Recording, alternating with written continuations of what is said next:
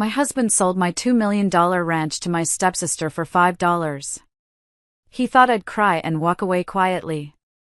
Instead, I smiled. He had no idea what I'd already done long before he made his move. Sometimes silence isn't weakness. It's the sound of a woman who's already won. Hello everyone. Thank you for being here with me today. Before I begin my story, I'd love to know which city you're joining us from. Please feel free to share in the comments. Now, let me take you into this story. My name is Beverly. Some of you might know me from around town, always in my dusty truck, smelling faintly of hay and horses. For 25 years, that's been my life. My sanctuary. My legacy.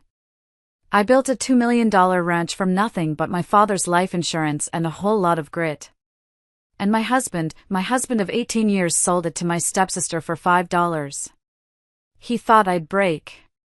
He thought I'd cry and just walk away. Instead, I smiled. He had no idea what I'd already done, long before he ever made his move. Sometimes, silence isn't weakness. It's the sound of a woman who's already won. It all started on a Tuesday, a day so ordinary it hurt to look back on. The air in the feed store parking lot was thick with the sweet, earthy smell of grain and the heat shimmering off the asphalt. I was loading the last of my 50-pound bags of feed into the bed of my Ford F-150, the muscles in my back and arms moving with a familiar rhythm. It was a rhythm I'd perfected over 2 decades of this life. Steady. Controlled. Dependable. That's when her car pulled in. A pearl-white Mercedes that looked as out of place here as a diamond tiara on a hog. It purred where my truck rumbled. My stepsister, Mavis, unfolded herself from the passenger seat. She was 10 years younger than me, all sharp angles and store-bought glamour, wearing white linen pants that wouldn't last 10 seconds in a real barn.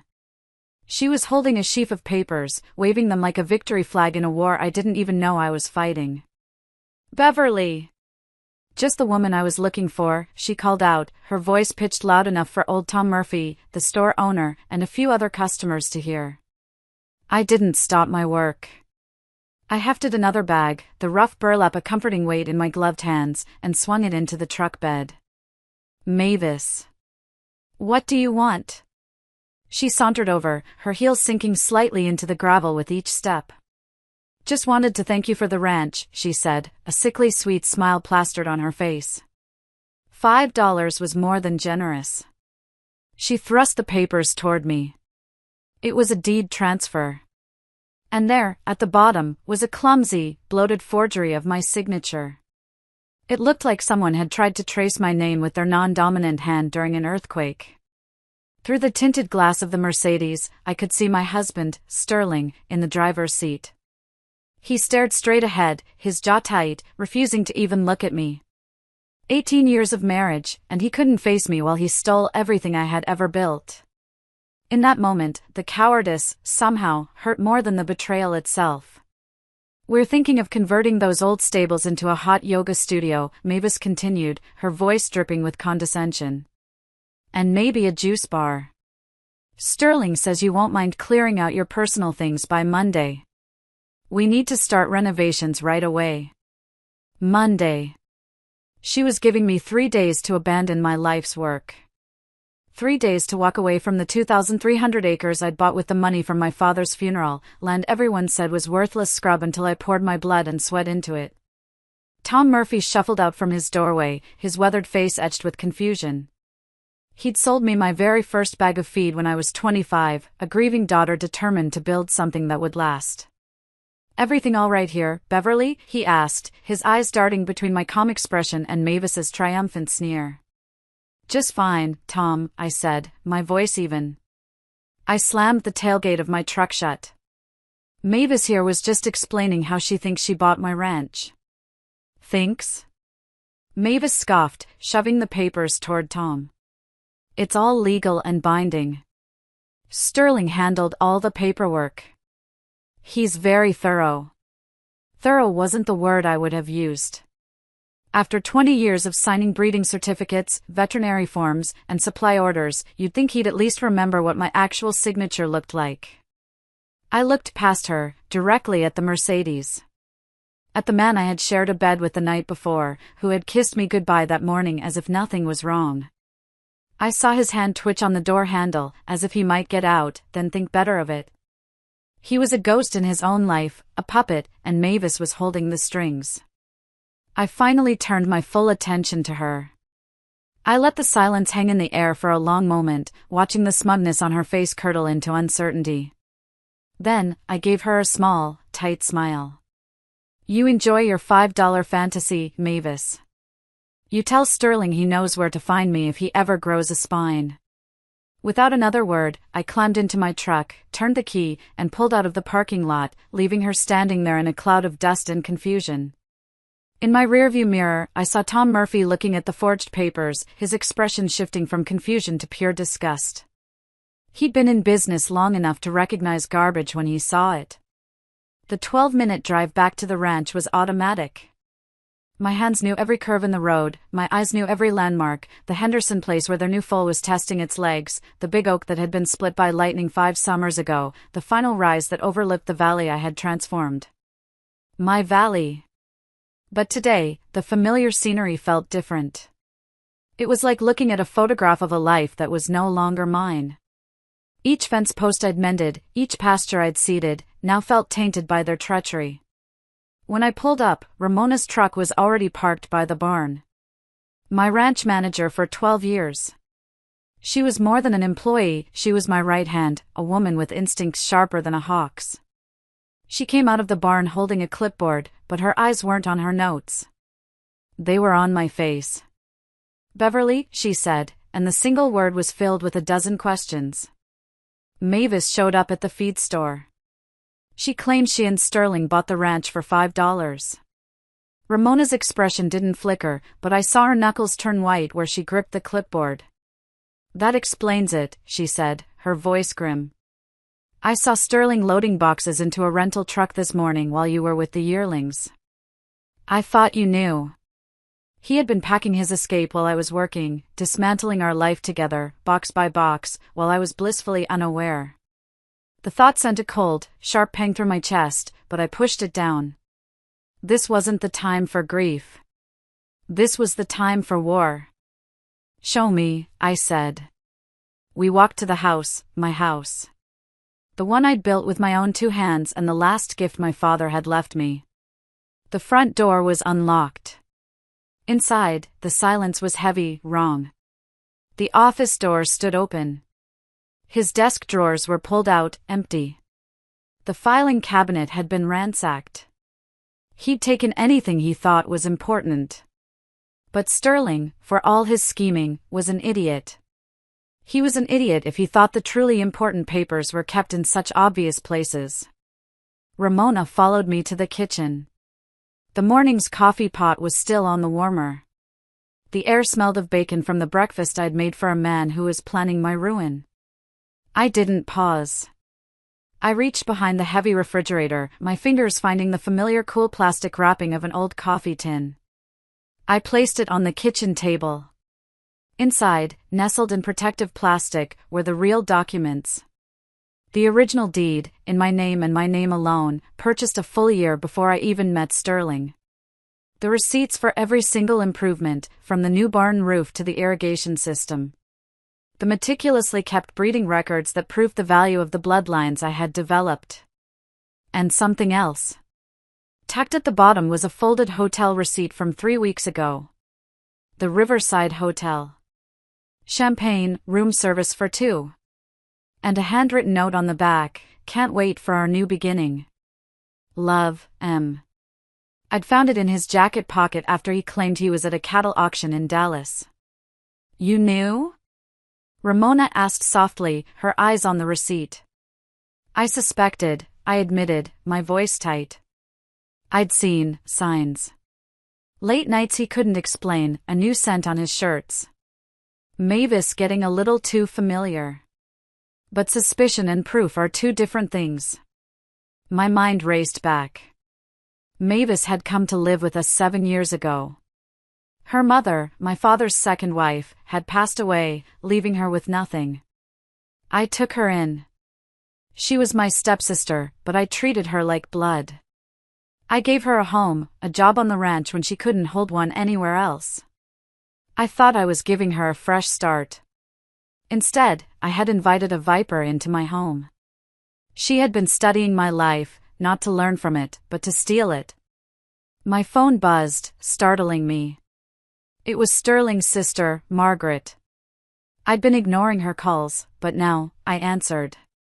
"Beverly, thank God," she sounded frantic. "I've been trying to warn you. Sterling's been asking me all sorts of questions about property law, about how to transfer deeds. He thinks because you let him handle the taxes, he has some kind of claim. I told him that's not how an inheritance works, that's not how anything works, but he wouldn't listen. He filed something at the courthouse, Beverly. You need a lawyer. Now. He already tried, Margaret. And I have one." I hung up and looked at Ramona.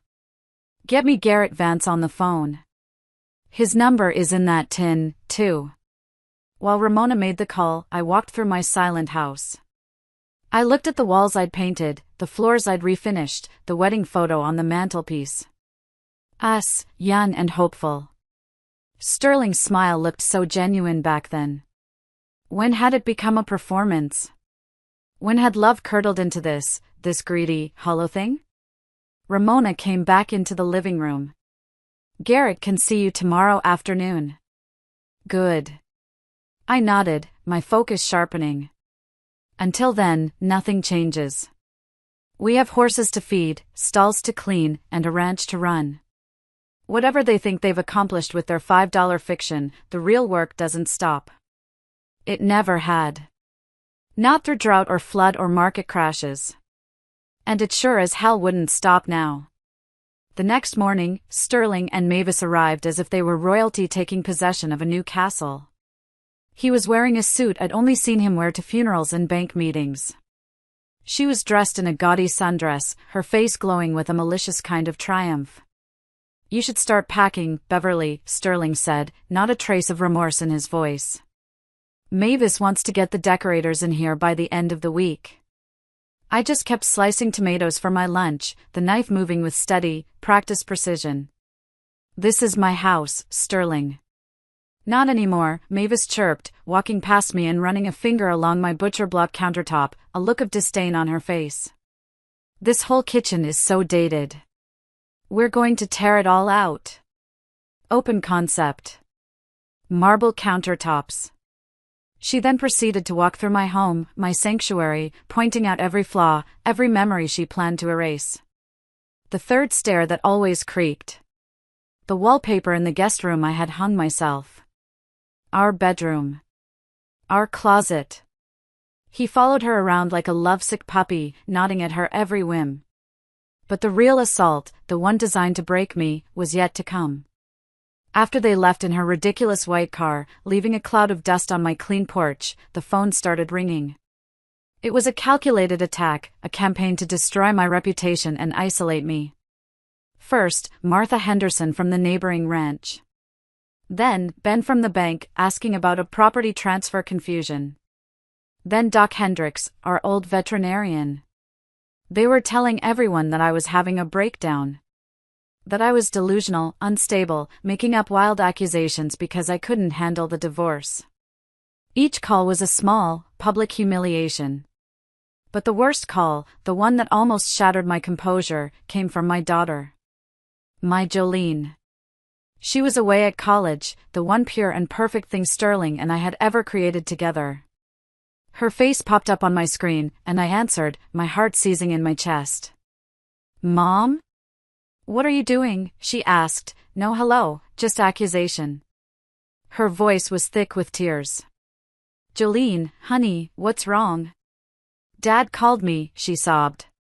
"He said you're trying to destroy his happiness with Aunt Mavis.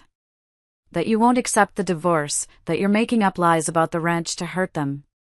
Each word was a separate wound. He had gotten to her first. He had painted his poisonous picture on her blank canvas. He says you're having some kind of breakdown, Mom. That he's worried about you, but you won't get help. Is it true? I felt the floor drop out from under me. To hear that fear, that doubt, in my own daughter's voice, it was a cruelty I hadn't anticipated. Jolene, none of that is true. Please, just come home this weekend. Let me show you everything. I have a study group, she said, her voice distant. Mom, if you're really having problems, you need to admit it. You need to get help. She hung up. I sat there at my kitchen table, the same table where I'd helped her with homework and celebrated her birthdays, and for the first time, I felt the icy grip of true despair. He wasn't just trying to steal my ranch. He was trying to steal my daughter. He was trying to erase me completely. Ramona placed a fresh cup of coffee in front of me, her presence a silent, steady anchor. She'll understand when she sees the truth, Ramona said quietly. Will she? I whispered, staring out at the horses in the pasture. His version is simpler. Mother gone crazy is a lot easier for a kid to believe than father committed fraud with her aunt. I looked at the cold, congealed bacon on the plate I'd made for him just yesterday. The rage I had been carefully suppressing began to burn. It was a cold, clean fire. He wanted a war? He was about to get one he could never have imagined. The credit card statement arrived on Thursday, buried between feed store flyers. Sterling usually handled our personal finances, a chore I was happy to delegate while I managed the massive accounts of the ranch. But his name, next to a monthly charge for a secure space storage unit, stopped me cold. We didn't have a storage unit. I drove there that afternoon, telling Ramona I was heading into town for supplies. The facility was on the outskirts of town, a desolate place with rows of identical, sun-bleached orange doors. The manager was a kid, barely out of high school, who recognized me from the community writing programs the ranch sponsored. Mrs. Brennan, he said, smiling. Here to check on your husband's unit? I am, I said, producing my most charming, slightly flustered smile. But you know Sterling, he's lost the key again. Could you possibly help me out? I just need to grab some old tax files. It was a smooth lie, and he bought it completely. He cut the lock without a second thought, probably violating a dozen company policies. The heavy door rolled up with a loud groan, revealing Sterling's secret world. It was an archive of his deceit. Bankers' boxes were stacked neatly, labeled in his blocky handwriting. I pulled one down. Inside were our breeding records, but the sales figures were all wrong. A colt that sold for $50,000 was listed as $15,000.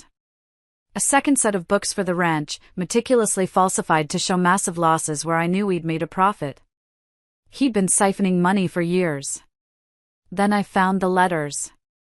Mavis's handwriting was loopy and juvenile, full of hearts dotting the I's. 2 years of them.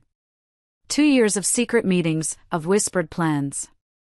I read them standing there in the stuffy, hot unit, the air thick with the smell of dust and betrayal. Can't wait until we can stop pretending, one read. That derby party plan is perfect. Get her drunk. Get her signature. Then we're free.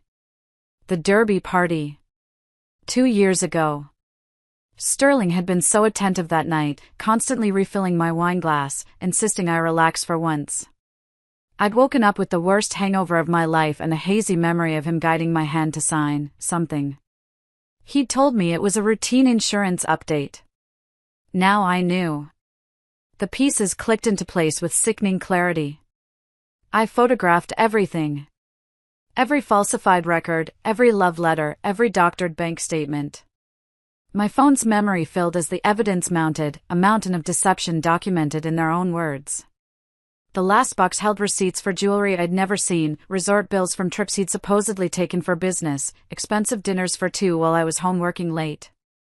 When I got back to the ranch, I found Ramona in the barn office. She had a grim look on her face and a folder in her hand. I should have told you sooner, she said, closing the door. I kept hoping I was wrong. She spread her own collection of evidence on the desk. emails she'd intercepted, copies of documents she'd made before Sterling could destroy them. 3 months ago, he tried to sell Thunder's Pride, our foundation stallion, claiming I was too emotional to handle the negotiations.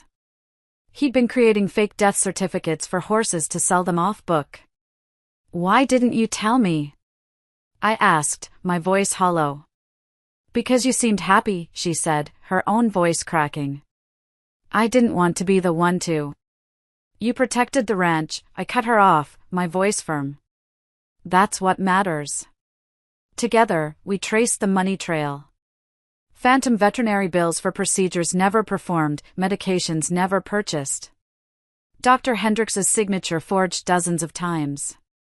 The total was staggering, approaching $400,000 over 3 years.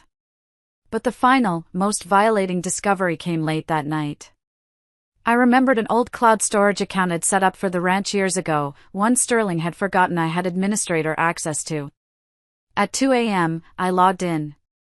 His phone had been automatically syncing to it for years. 2 years of their text messages sprawled before me. Sterling, she's mucking out stalls again. The stupid cow probably doesn't even know what this ranch is really worth. Mavis, let her play in the dirt. We'll be sipping champagne soon. They mocked my routines, my dedication, my trust. And then I saw the photos. Photos of them on a beach in Cabo during what he'd called a business conference. Photos of them in restaurants I thought he'd gone to with clients. And then, the one that made me run to the bathroom and throw up. A photo of them together, in my bed, tangled in my grandmother's quilt. It was taken last spring, while I was at the Kentucky Horse Show. Mavis's caption read, "Her bed is more comfortable than mine." #upgrade. It wasn't just betrayal. It was desecration. They had defiled every sacred space in my life.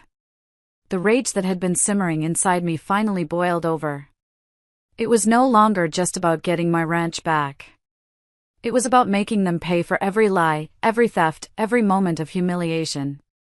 They hadn't just poked a sleeping bear. They had set her den on fire. The next morning, I was in lawyer Garrett Vance's office at 6 a.m. His eyes were sharp, alert, and he already had a stack of documents waiting for me. He'd been reviewing the evidence Ramona and I had sent over during the night.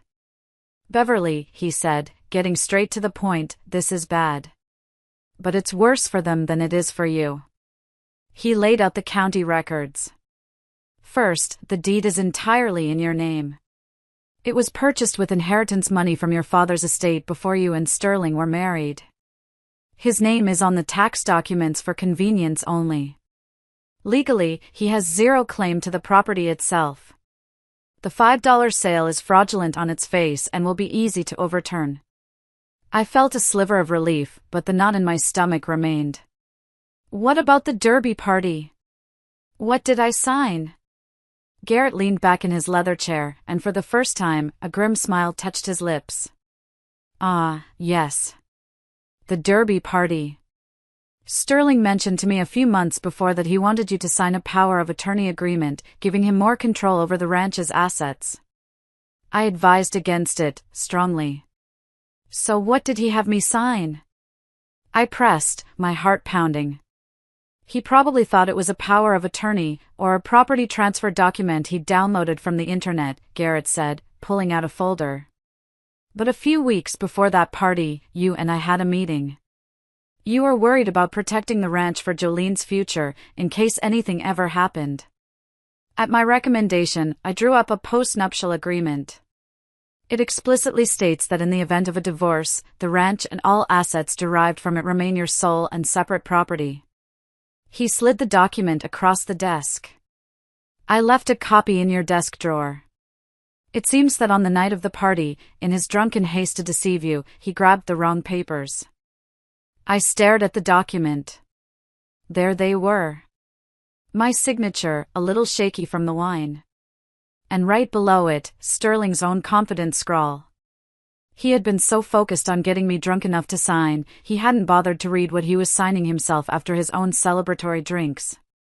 He accidentally protected you from himself, Garrett stated, the irony thick in his voice. This document is ironclad. Filed, sealed, and legally binding. He played himself. I started to laugh. It wasn't a happy sound. It was a wild, unhinged sound of pure, incredulous relief. The sheer, idiotic arrogance of it all. He had built his own cage and handed me the key. What about the money he stole? I asked, my voice sobering. That's where we hit him back, Garrett said, his expression turning to steel. We'll file criminal charges for embezzlement. We'll also file liens against him personally for 20 years of unpaid labor, in developing this ranch, calculated at market rates. Between the fraud and the back pay, we're looking at claims of over $1.8 million. Even if his fake sale was legal, which it isn't, these liens would prevent any transfer of assets. We will drain him of everything he has. I sat there, surrounded by the evidence of a betrayal so complete it should have destroyed me. Instead, I felt a strange sense of clarity. Every gut feeling I'd suppressed, every red flag I'd ignored, it was all real. I wasn't crazy. I was right. File it all, I told Garrett, my voice cold and steady. Every lien, every charge. Don't hold back. This is going to get ugly. It's already ugly, Beverly, he replied. Now, we make it legal. Returning to the ranch, I felt a shift inside me. The fear was gone, replaced by a chilling sense of purpose. If they wanted me to be the crazy, broken woman, then that's exactly what I would become. It was time for the performance of a lifetime. The next day, a quiet man named David Park, an investigator recommended by Garrett, arrived at the ranch disguised as a potential buyer for a yearling. While I walked him around the arena, discussing bloodlines and temperament, he was expertly planting listening devices, tiny buttons smaller than a dime, in the kitchen, the living room, and the office. Legal in this state for a property owner protecting against fraud, he'd said. Just act completely normal.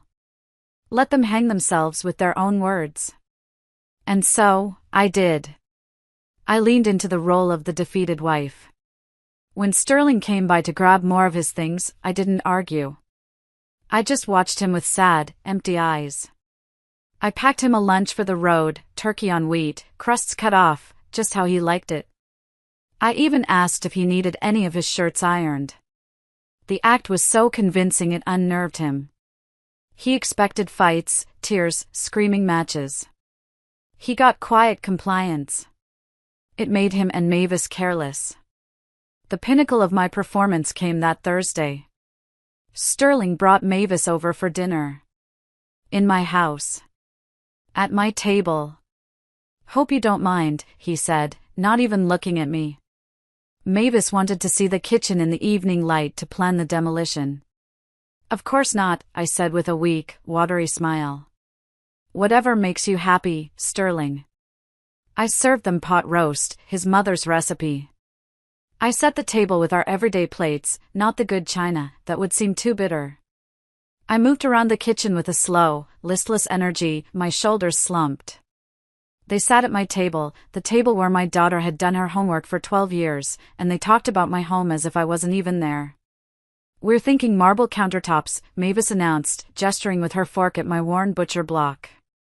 And we'll definitely knock out that wall. It needs to feel more open, more modern. Interesting choice, I mumbled, passing the potatoes. Sterling, emboldened by my apparent submission, grew arrogant. He reached across the table and took Mavis's hand. You should be grateful Beverly isn't fighting this, he said to Mavis, but his words were for me.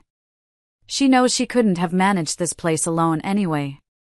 It was always too much for her. Every word, every smug admission of their scheme, was being captured by David's devices. They were happily confessing to conspiracy over a meal I had cooked for them. Later that evening, after they had left, I sat in the dark kitchen, the silence buzzing with the ghosts of their voices. Playing the victim was the most exhausting thing I had ever done. It scraped against every fiber of my being. But I knew, with a certainty that settled deep in my bones, that every faint tear and every trembling lip was another nail in their coffin. A few days into my performance, I could see Mavis was growing impatient. She had the deed, she had the man, but she didn't have the money. Sterling's personal accounts were modest, the real wealth was tied up in the ranch's operating accounts, which, to his immense frustration, he discovered he could no longer access. My name, and my name alone, was on them. This led to the moment that gave me my first taste of sweet, satisfying revenge. On Saturday, Ramona called me from town. "Beverly, you're not going to believe this. Mavis is at Saddles and Silks, the new high-end equestrian boutique. She's got a pile of stuff at the counter. Looks like she's trying to outfit a whole new life." A wicked idea sparked in my mind. I still had the banking app on my phone, and full control over the joint credit card they thought was their ticket to luxury. "Keep me on the line, Ramona. Just act like you're shopping," I said, my heart starting to beat a little faster. Through the phone, I could hear Mavis's loud, grating voice. "I'll take the Italian leather saddle, the one with the crystal inlays. And those custom boots. Oh, and 4 of those silk show blankets." She was putting on a show for the wealthy horse-set wives in the store, announcing her arrival as the new queen of the county. The total came to just over $9,000. "Just put it on this," I heard her say, her voice dripping with entitlement. I waited. I pictured the scene. The sales clerk running the card. And on my end, I opened the app.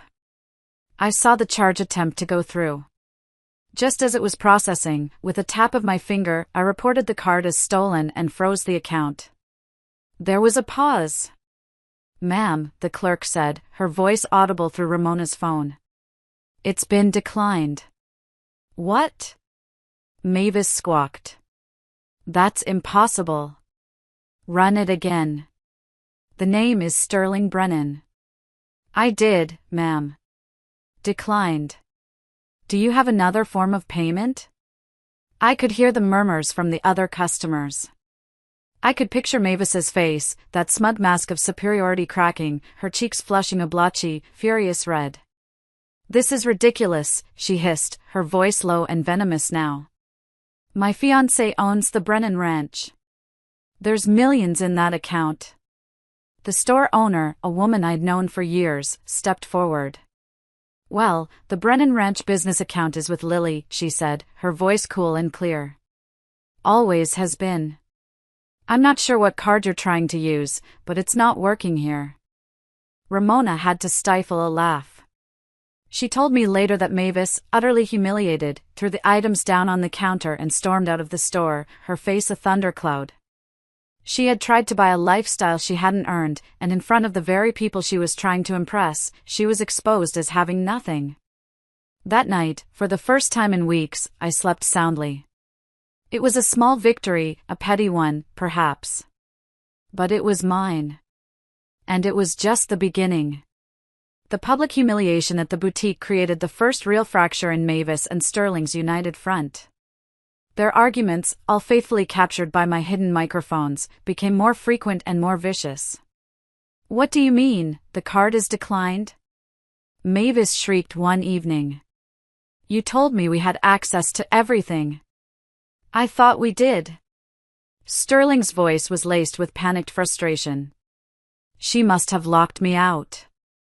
That witch is up to something." "Up to something? Or maybe you're just not as smart as you think you are. You promised me a certain lifestyle, Sterling. A yoga studio and European horses, not being embarrassed in front of the whole town. Listening to the recordings each night with Ramona became a dark ritual. We'd sit in the barn office, the comforting scent of hay around us, and listen as their perfect fantasy unraveled into a greedy, blame-filled nightmare. But the biggest breakthrough came from the person I least expected to provide it, my daughter, Jolene. She came home that weekend, her face pale and her eyes shadowed with worry. She was stiff and distant with me, the poison her father had fed her still clouding her judgment. I didn't push. I didn't show her my mountain of evidence. Doing so would just make it my word against her father's. She needed to discover the truth for herself.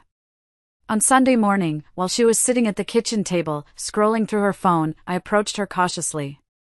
"Honey," I began, my voice gentle. "Do you remember that old family cloud account I set up years ago? The one we used to use for photos before everyone got smartphones?" She looked up, confused. "Vaguely." "Why?" "Your father was supposed to be in charge of it, but he was never very good with technology. He forgot the password years ago, and I had to reset it for him. I don't think he ever realized I still had administrator access." I paused, letting the implication hang in the air. "The password is Jolene S. First Ribbon 1998. I walked away, leaving her alone in the kitchen. I didn't know if she would look. Part of me was terrified of what she would find, of the pain it would cause her. But she was 20 years old. She wasn't a child anymore. She deserved the truth, and she needed to find it on her own terms. I went out to the barn and started mucking stalls, the physical labor a welcome distraction. An hour passed. Then another. Finally, the kitchen door opened. Jolene stood there, her phone clutched in her hand. Her face was ashen, her eyes wide with a horrified understanding. Tears were streaming silently down her cheeks. She didn't say a word. She just ran to me, wrapping her arms around my waist and sobbing into my shoulder. "Mom," she choked out. "Oh, Mom. I'm so sorry. I didn't know. I saw everything." She had seen the texts. The photos. The casual cruelty. The 2 years of lies. She had seen her father and her aunt for who they truly were. I held my daughter tight, stroking her hair. The wall between us had crumbled. I had my daughter back. And now, I had a new, determined ally. With Jolene on my side, the next phase of my plan could begin. It was time to stop just defending and start actively dismantling their alliance. I knew their relationship was built on a foundation of greed, not love. All I had to do was introduce a little doubt, a little paranoia, and let them tear each other apart. My target was Sterling's biggest insecurity, his fear of being played for a fool. And Mavis's weakness? A secret, reckless past he knew nothing about. Before Mavis came to live with us, she drifted for a few years, leaving a trail of bad debts and questionable acquaintances. One of those acquaintances was a sleazy character from her past involved in backroom poker games. It took my investigator, David, less than a day to track him down. A few $100s was all it took to secure his cooperation. The plan was simple. I needed to sow a seed of doubt in Sterling's mind. And the perfect person to plant that seed was Betty, the town's most notorious gossip, who happened to owe me a favor after I'd helped her trailer her prize-winning mare out of a ditch last winter. I called Betty. "Betty, I need you to do something for me, and you have to make it look like an accident. Next time you see Sterling at the diner, I need you to mention you saw Mavis talking to a very shady-looking man over by the old warehouse. Tell him the man looked like a debt collector, and Mavis looked terrified." Betty, who lived for this kind of drama, agreed with glee. 2 days later, it happened. Sterling was having his morning coffee at the town diner. Betty, playing her part to perfection, ran into him and, in her breathless, gossipy way, delivered the lines I'd fed her. The effect, as I heard on the recordings later that night, was immediate. "Sterling, who was that man you were talking to yesterday by the warehouse?" "Mavis, what man?" "I wasn't near the warehouse. I was getting a manicure." "Sterling, don't lie to me, Mavis." "Betty saw you. She said he looked like a loan shark. Are you in some kind of trouble? Do you have debts I don't know about?" "Mavis, that's ridiculous. Betty is a crazy old bat." "You believe her over me? After everything we've planned?" The seed was planted. He no longer saw her as his partner in crime, but as a potential liability. He started questioning her every move, checking her phone. The recordings became a symphony of suspicion and accusation. He accused her of having secrets, she accused him of being a paranoid, controlling fool who couldn't even secure the money he'd promised. They were so busy watching each other, they never saw me coming. Their alliance was crumbling from the inside out, just as I had planned. All it took was a little push, a whispered rumor, and their foundation of greed began to crack under the pressure. The financial pressure was getting to Mavis. Her dream of a luxury lifestyle was slipping through her fingers, and her patience was wearing thin. She was becoming reckless. And I was ready for it. Part of my investigator's work had been to install a few extra security cameras, not just the obvious ones on the exterior of the barn, but tiny, hidden ones. One was disguised as a smoke detector in the office ceiling, positioned perfectly over the antique fireproof safe where I kept the original, signed breeding certificates for my most valuable horses. Those papers were worth a fortune, proof of lineage that was irreplaceable. One night, listening to the live feed from the house, I heard it. A furious, whispered argument. Sterling was leaving to meet with a potential investor, trying to get a loan against the value of the ranch he didn't legally own. Mavis was furious he was leaving her behind. Mavis, so you just leave me here with no money while you go play the big shot? Sterling, it's not playing. I'm trying to solve our cash flow problem. Just stay put. Don't do anything stupid. Famous last words. An hour after Sterling's truck rumbled down the driveway, the sensor on the office door pinged on my phone. I pulled up the camera feed on my tablet. There she was. Mavis crept into the office, a crowbar in her hand. My heart hammered against my ribs, a mix of fury and exhilaration. This was it. The final piece of evidence. The camera watched, its unblinking eye recording every detail in crisp night vision. She jammed the crowbar into the seam of the heavy safe door. She threw her whole body into it, grunting with effort, her glamorous facade melting away to reveal the greedy, desperate thief she truly was. The metal screeched in protest, but the old safe held firm. She tried for nearly 20 minutes, sweat plastering her hair to her forehead, her frustration mounting with each failed attempt. Finally, she threw the crowbar down in a rage, kicking the safe with her ridiculously expensive boots before storming out of the office. I saved the footage. I watched it 3 times. It was beautiful. It was no longer just a case of fraud, a civil matter of a forged signature. This was attempted burglary. This was a criminal act, caught on tape. She had just single-handedly elevated their crimes to a whole new level. Sterling thought the biggest threat was me being up to something. The truth was, the biggest threat to their plan was never me. It was Mavis's own insatiable greed, and his foolishness in trusting her. He had hitched his wagon to a runaway train, and I had the footage of the crash. It was time to end it. I called Sterling.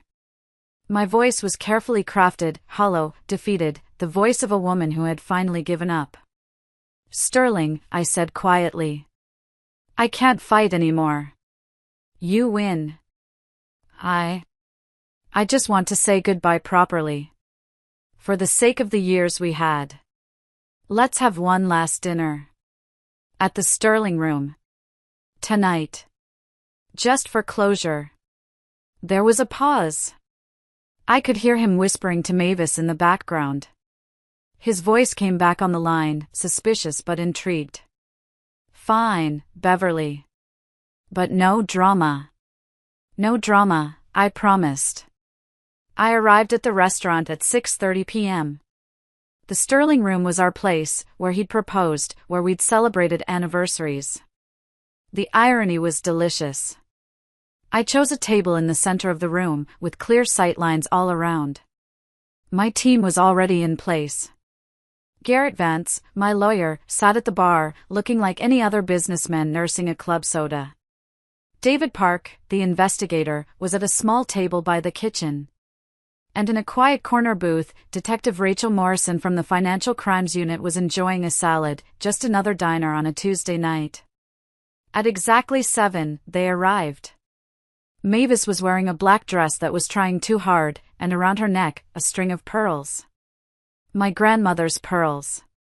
The ones Sterling had claimed were lost during a move years ago. Seeing them on her throat sent a hot flash of rage up my neck, but I kept my expression placid. "You look tired, Beverly," Sterling said as he sat down, a cruel smirk playing on his lips. "Hospital stays will do that to you," I replied evenly, referencing the fake story they'd spread about my breakdown. They ordered champagne, the expensive kind, and charged it to what they assumed was their ranch account. I gave the waiter a subtle nod. "Let them." "To new beginnings," Sterling said, raising his glass. "To endings," I countered, lifting my water. "And to the truth." Mavis giggled, a sound like breaking glass. "The truth? That's rich, considering you've been living in denial for weeks." "Have I?" I said, leaning forward slightly. "Let's talk about the truth. Let's talk about the derby party 2 years ago. You needed me drunk, didn't you, Sterling? To sign some papers." His champagne glass stopped halfway to his lips. "But you were drunk too. Drunk enough that you grabbed the wrong folder and signed a postnuptial agreement that guarantees the ranch stays mine in any divorce." Mavis's giggle died. "That's not possible." "Oh, it's very possible. Just like it was possible for me to find your secret storage unit with your 2 sets of books and all your love letters." I pulled out my phone. "Your texts are particularly interesting. But the audio recordings are my favorite." I hit play. Mavis's recorded voice filled the space between us, sharp and clear. "Just forge her signature already. She's too stupid to fight back. Once we file it, she'll roll over like always."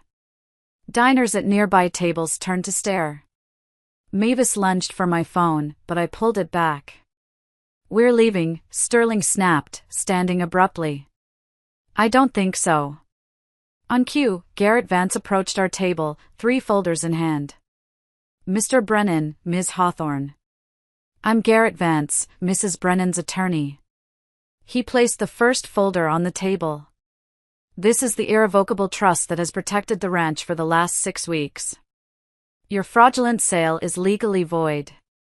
He opened the second folder. "This is the evidence of $400,000 in embezzlement. A federal crime." Mavis shrank back. "I didn't know about that." "Your signature is on several of the deposit slips," Garrett noted coolly. "And then there's folder 3.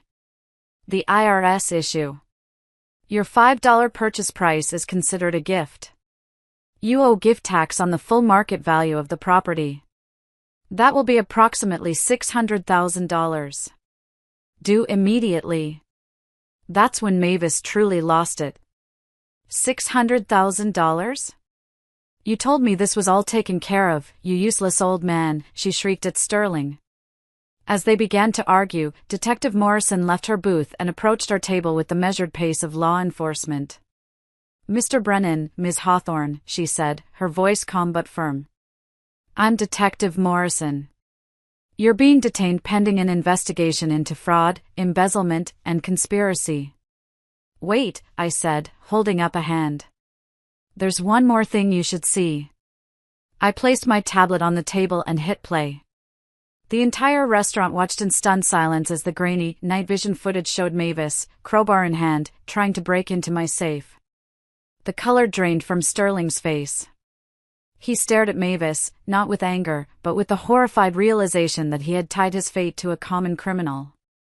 "This is your fault," Mavis screamed, pointing a trembling finger at me. "You drove him to this. You were always so perfect, so strong. I hate you." "Ma'am, please," Detective Morrison said, as 2 uniformed officers entered the restaurant. As they were cuffed and led away, Sterling turned to me, his confidence finally shattered, his eyes pleading. "Beverly, please. 18 years. Doesn't that mean anything?" I looked at the man I had once loved, the man who had tried to destroy me. "It meant everything," I said, my voice devoid of all emotion. "Until you decided it meant nothing." When the doors of the restaurant swung shut, cutting off Mavis's final, hysterical shriek, a profound silence fell over our table. The entire room seemed to be holding its collective breath. Then, slowly, the normal sounds of dinner resumed, the clink of silverware, the murmur of conversation, but it was different now, charged with the electricity of what they had just witnessed. The waiter approached, his face a mask of professional composure, and silently cleared away their barely touched champagne glasses. He removed every trace that they had ever been there at all. I sat there for a long moment, alone in the sudden quiet. I looked at my simple glass of water, its surface still and calm. The storm had passed. The war was over. If you are still listening to me now, if you have journeyed with me to this point, would you do me a small kindness? Please, take a moment to like this video, and just type the number 1 in the comments below. It lets me know that you're out there, that my story has reached you. It tells me that you've been walking alongside me through all of this. Your support, even something so simple, is a tremendous encouragement, a light in what has been a very long, dark tunnel. Please, just comment with the number 1 so I can see you. And now, let me tell you how it all ended. The courtroom was a sterile, impersonal place, smelling of old wood and floor polish. It felt a world away from the earthy, honest scent of my ranch. Sterling and Mavis sat at the defendant's table, looking small and deflated in their street clothes. Mavis had a high-priced lawyer who looked deeply unhappy to be there. Sterling had a public defender who looked exhausted. There was no grand, dramatic trial. With the mountain of evidence against them, the forged documents, the bank records, the audio recordings, and the cherry on top, the crystal-clear video of the attempted burglary, it was an open-and-shut case. Mavis's lawyer, seeing no way out, had her plead guilty to lesser charges in exchange for her testimony against Sterling. She stood up in court and, with tears that nobody believed, painted herself as a victim, a woman manipulated by a charismatic older man. She threw him under the bus without a second thought. The most difficult part was when Jolene had to take the stand. She walked up there, her chin held high, and looked directly at her father. She told the court, in a clear, steady voice, how he had called her at college, how he had tried to turn her against me, how he had tried to use her as a pawn in his sick game. When his lawyer tried to cross-examine her, asking if she wasn't just angry at her father for the divorce, she looked the lawyer dead in the eye and said, "I'm angry that he tried to steal from the woman who raised me while he was sleeping with my aunt. I'm angry that he's a thief and a liar." You could have heard a pin drop. The judge was a no-nonsense woman in her 60s. She looked at Sterling with utter contempt. The sentencing was swift. For fraud, conspiracy, and embezzlement, Sterling received a sentence of 5 to 7 years in a state prison. Mavis, because of her testimony, received 2 years of probation. But the judge wasn't done. She ordered Mavis to pay restitution for her share of the embezzled funds. And, as Garrett had predicted, the IRS came after her for the gift tax on a $2 million property. The financial penalties would cripple her for the rest of her life. Finally, the judge looked at me. "The property known as the Brennan Ranch," she declared, her voice ringing with finality, "is confirmed as the sole and separate property of Mrs. Beverly Brennan. All fraudulent claims are permanently voided." The gavel fell. It was over. Life doesn't just snap back to normal after an earthquake. The shaking stops, yes, but then you have to walk through the rubble, check the foundations, and decide what's worth saving and what needs to be torn down. The first 6 months after the trial were my time in the rubble. The town, God bless them, tried. Casseroles showed up on my porch like clockwork for a solid month: tuna noodle, lasagna, shepherd's pie. It was their way of saying sorry, of admitting they'd chosen the wrong side. I appreciated the gesture, I truly did, but the food often sat in my fridge, a reminder of the public spectacle my private pain had become. The awkwardness was the hardest part. I'd be at the feed store, and Martha Henderson, the same woman who'd whispered about me, would make a big show of coming over. "Beverly, honey, I just feel awful," she'd say, her voice loud enough for everyone to hear. I should have known better. That Mavis, she always had a shifty look about her. I'd just nod and give a tight smile, because what else could I do? Saying it's okay felt like a lie, and saying you're right, you should have known better felt cruel. So I lived in that quiet, uncomfortable in-between. There were practical things, too. The endless paperwork of the official divorce. Sitting across from Garrett Vance one last time to sign the final decree felt less like a victory and more like an amputation. It was the severing of a part of my life, a part that had turned gangrenous, but a part of me nonetheless. That night, I didn't celebrate. I sat on the porch and drank a beer, watching the stars come out, feeling the strange, hollow ache of a phantom limb. The ranch was my therapy. The horses didn't care about court dates or town gossip. They just needed feeding. They needed brushing. Their simple, honest needs grounded me. I'd spend hours just grooming Thunder's Pride, the magnificent stallion Sterling had tried to sell. I'd lean my forehead against his warm, powerful neck and just breathe, inhaling the scent of horse and hay, and exhaling the last remnants of fear and betrayal. The rhythm of the ranch, the 4:30 a.m. wake-up call, the chores, the exhaustion at the end of the day, it was the only thing that felt real, the only thing that kept the ghosts at bay. Then, about 6 months after the trial, the letter arrived. It came in the regular mail, tucked between a catalog for fencing supplies and a bill from the vet. The envelope was cheap, thin, and the return address was stamped in stark, black ink, Coleman Correctional Facility. His handwriting, once so familiar on birthday cards and grocery lists, now looked alien, like a relic from another lifetime. My first, visceral instinct was to tear it to shreds. My second was to throw it, unopened, into the fire. But I did neither. I placed it on the kitchen counter and just stared at it, a venomous little white rectangle in the heart of my home. For a full day, I walked around it, avoided it, my eyes skittering past it as if it might bite. What could he possibly have to say that I needed to hear? Excuses? Blame? A pathetic plea for pity? Jolene saw it sitting there when she came home from her classes. From him, she asked, her voice flat. I just nodded. She looked at me, her eyes full of a wisdom that pained me. You don't have to read it, Mom. You don't owe him anything. Not even that. She was right. I didn't owe him a thing. But I realized, standing there in my kitchen, that this wasn't about him.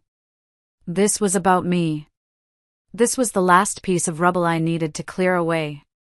The next morning, I took the letter, still sealed, and walked out to the burn barrel behind the barn. The air was crisp, the sky a brilliant, cloudless blue. I didn't have a grand ceremony. I just struck a match, the sulfur flaring to life, and held the small flame to the corner of the envelope.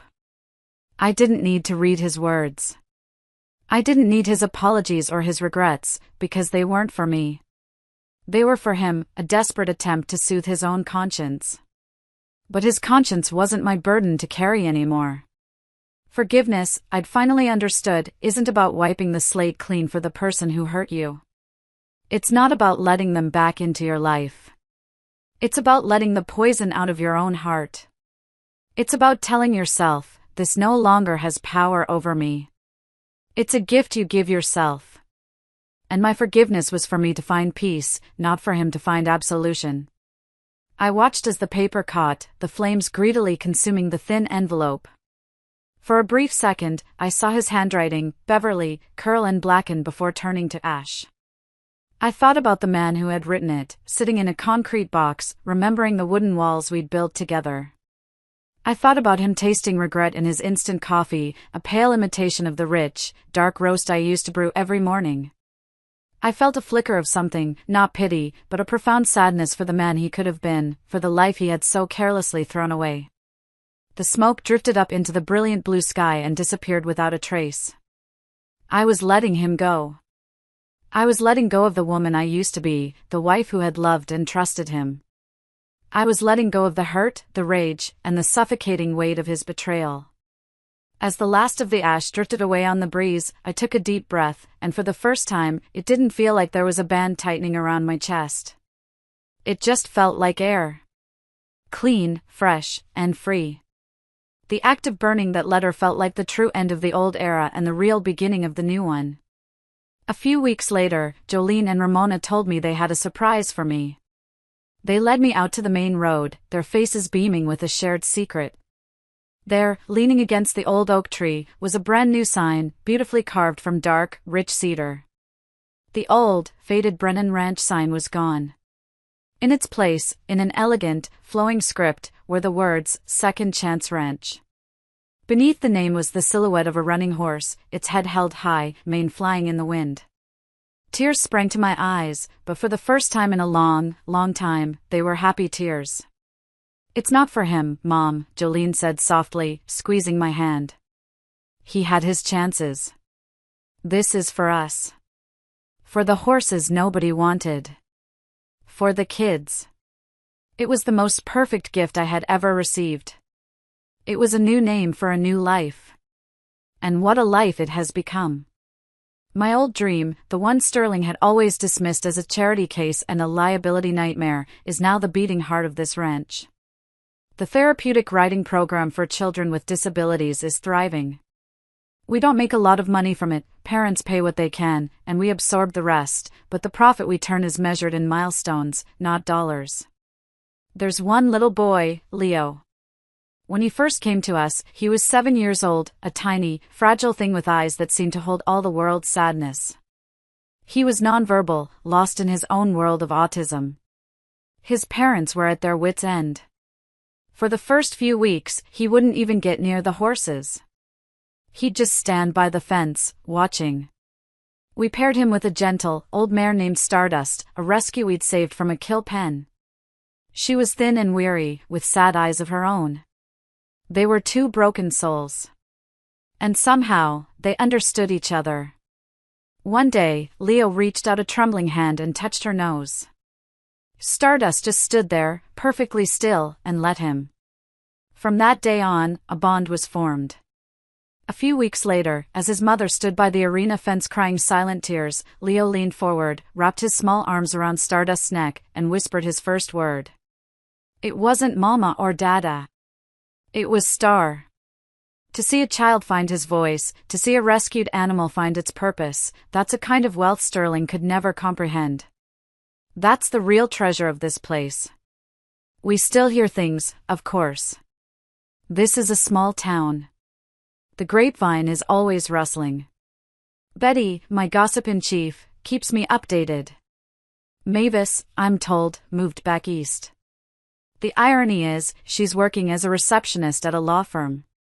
She lives in a tiny apartment above a laundromat, her wages garnished for the next 10 years to pay the IRS and the restitution she owes me.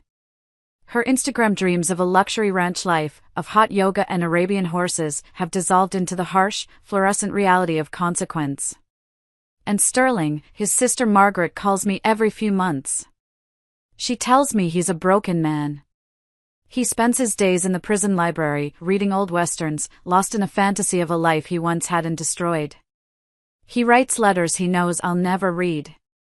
He is serving his time, not just in a cell, but in a prison of his own making, haunted by the ghosts of what he threw away.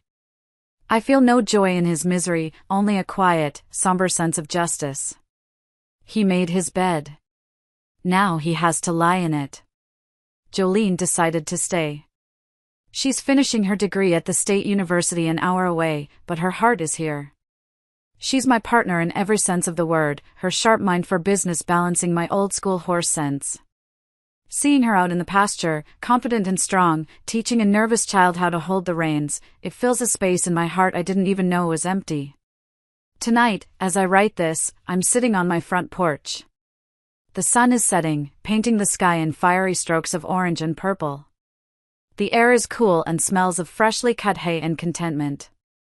Jolene is down by the barn, her laughter carrying on the evening breeze as she plays with Justice, Midnight Star's beautiful black colt, who is now a strong, confident yearling. He was born in the middle of the storm, but he has known nothing but peace. The ranch feels lighter now. The same fences, same buildings, same horses, but the weight of secrets and lies is gone. In its place, there is purpose. There is partnership. There is peace. My life's work wasn't worth $5.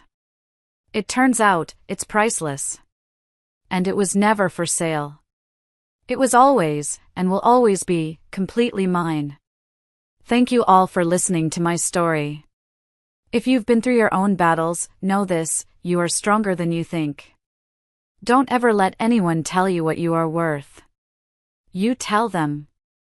Thank you, and be well.